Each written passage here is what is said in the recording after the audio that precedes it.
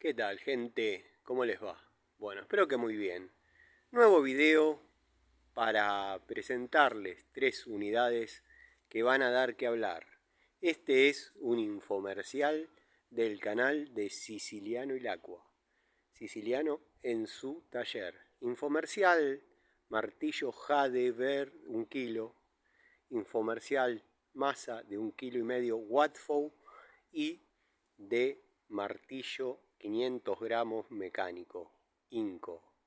¿Estás cansado de ver tu medianera? ¿Querés voltear tu medianera?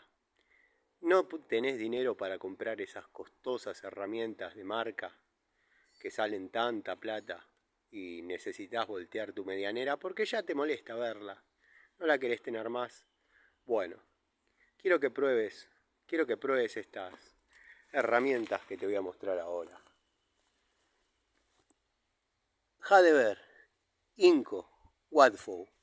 Con estas 3 unidades vas a poder derribar toda la medianera en cuestión de segundos. ¿No me crees? Con el poder arrollador de la masa Watford, la pena filosa del martillo Jadever, las terminaciones y la limpieza de ladrillos espectacular que te deja el martillo de 500 gramos Inco, vas a poder pasar de esto en segundos a esto. Chananán, chananán. Solo con 3 herramientas.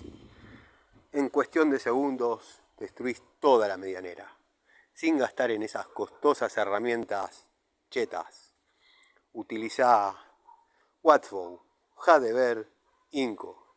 Con el Inco quizás te sientas un semicheto, pero solamente te vas a sentir un semicheto, no lo vas a hacer. Bueno, esa medianera podía haber estado ahí antes, esta se cayó, no hay problema, es un infomercial como el que estamos acostumbrados a ver en otros canales, simplemente pasa que les quería mostrar estas 3 unidades. Saludos, nos vemos.